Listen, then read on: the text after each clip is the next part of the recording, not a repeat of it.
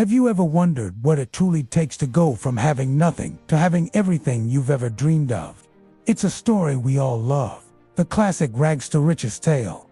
But today, I want to talk about a different kind of rags to riches story. It's not about winning the lottery or some magic stroke of luck. It's about something much more real, much more powerful, and something every single one of us has inside: resilience. Let's imagine a character. Let's call her Maya. Maya didn't start with a trust fund or a golden ticket. She started with an idea, a tiny spark in her mind, and a whole lot of challenges stacked against her. The world wasn't just handing out opportunities. In fact, it felt like every door she knocked on was slammed shut. She faced rejection, she made mistakes, and yes, she failed. More than once. She had moments where giving up seemed like the only logical choice. But here's where her story really begins. Instead of staying down, she got back up. Each failure wasn't an end, it was a lesson. Each no fueled her to find a different way, a better approach. She learned to adapt, to pivot, to be tougher and smarter than the obstacles in her path. This isn't about luck. It's about the grit to keep going when everything tells you to stop. It's about the quiet, relentless power of perseverance. That's the real magic ingredient. Now, when we think of riches, what comes to mind? A mansion, a fleet of sports cars. For Maya, the definition of rich was different.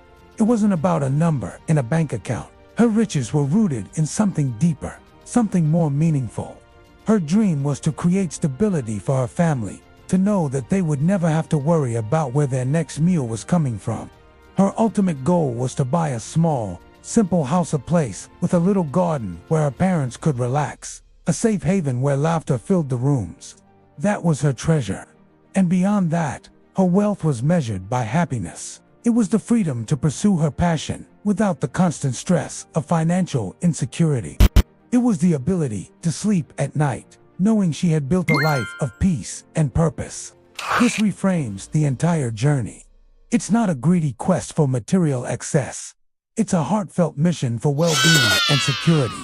It's a story that inspires us not to want more stuff, but to build a better life. And here's another crucial part of Maya's story. She didn't do it alone. The old trope of the lone wolf, the ruthless tycoon who climbs to the top by stepping on others. That's not her style. Maya understood a fundamental truth. We are stronger together. Early on, she realized that her success was tied to the success of those around her. She wasn't just building a business. She was building a community.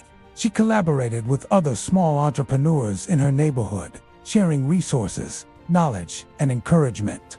When one person struggled, the others rallied to help.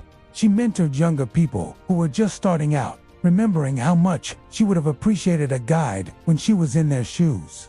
Her philosophy was simple: a rising tide lifts all boats. So, when she finally achieved her version of riches, her first thought wasn't about how to hoard it. It was about how to share it. She invested back into her community, funding a local youth center and creating jobs for her neighbors. She became a hero, not because she got rich, but because she used her success to lift everyone up with her.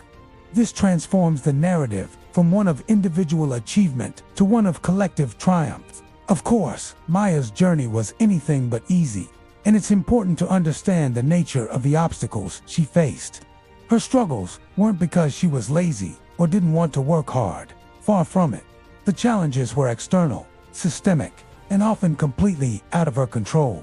She was trying to build her dream in the middle of a rapidly changing economy. Industries were shifting. Jobs that were once secure were disappearing, and the cost of living was constantly on the rise. Then, a family health crisis struck, wiping out her meager savings and adding an immense emotional and financial burden. It felt like she was fighting a battle on multiple fronts. This wasn't a story of a person versus their own flaws. It was a story of a person versus their circumstances. It's a realistic portrayal of the modern world, where so many talented, hard-working people are held back by forces they can't control. This perspective allows us to have empathy for her struggle, to see her not as someone to be judged, but as someone to be admired for her sheer tenacity in the face of overwhelming odds. It's a respectful and honest look at what it really takes to get ahead in today's world.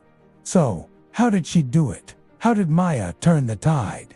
The answer lies in her dedication to one thing: learning. Her superpower wasn't genius or a revolutionary invention. It was her insatiable desire to master a skill. Let's say her passion was sustainable farming. She didn't just dabble in it. She became obsessed. She spent her late nights, not at parties, but hunched over books and online courses, learning about soil science, crop rotation, and water conservation. She spent her weekends volunteering at a local farm, getting her hands dirty, absorbing every piece of practical knowledge she could. She wasn't afraid to ask questions, to be the beginner, to look foolish. She understood that true mastery is a journey, not a destination.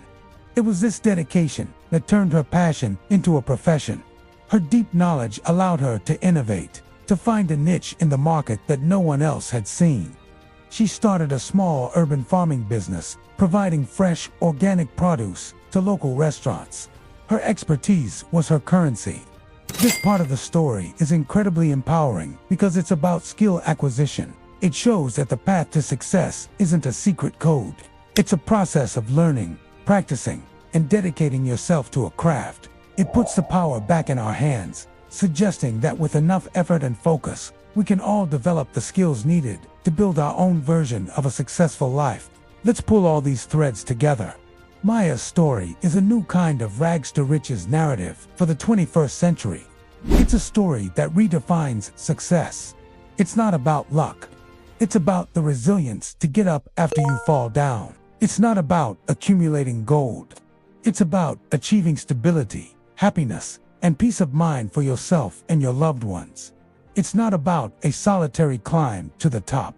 It's about building a community and lifting others up as you rise.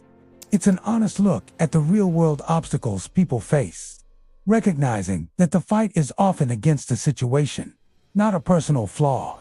And most importantly, it's as a celebration of the journey of learning the transformative power of mastering a skill through sheer hard work and dedication. This story matters because it's a blueprint that feels achievable. It doesn't promise you $1 billion overnight. It promises that if you cultivate resilience, define your own version of wealth, build bridges with others, and commit to lifelong learning, you can create a life of purpose and stability. It's an inspirational story, but it's also an educational one. It's a reminder that our greatest asset is our own potential and our ability to grow. Maya's journey from rags to riches is really a journey of personal development. The riches she gained weren't just financial. They were the strength, wisdom, and community she built along the way. And that's a treasure that no one can ever take away. So, what's the skill you're passionate about? What's the community you want to build?